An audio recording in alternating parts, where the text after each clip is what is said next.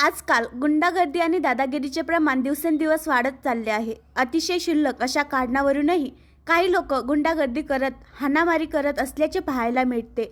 दरम्यान अशीच एक घटना गोंदिया येथे घडली आहे. क्षुल्लक कारणावरून एसटी बस चालकाला प्रवाशांसमोरच दुचाकी स्वाराने बेदम मारहाण केल्याची धक्कादायक घटना घडली आहे. ही घटना 21 नोव्हेंबर रोजी घडल्याची माहिती आहे.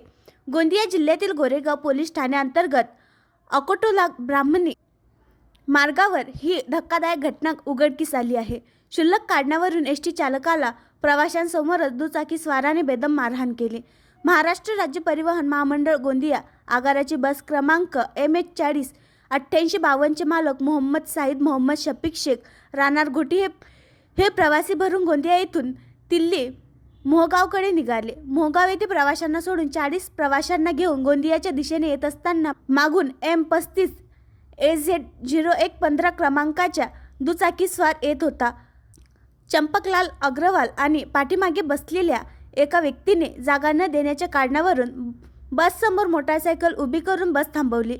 चालकाला शिवीगाळ करत त्याने बस चालकाला बसमधून खाली खेचले आणि मारहाण करण्यास सुरुवात केली.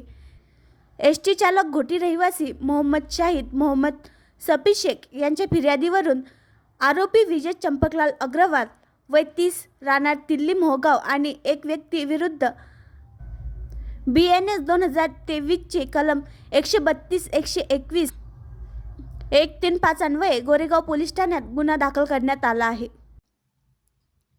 आणखी नवीन व्हिडिओ पाहण्यासाठी आमच्या देशमुख एक्सप्रेस न्यूज चॅनलला सबस्क्राईब करा, लाईक करा आणि शेअर करा.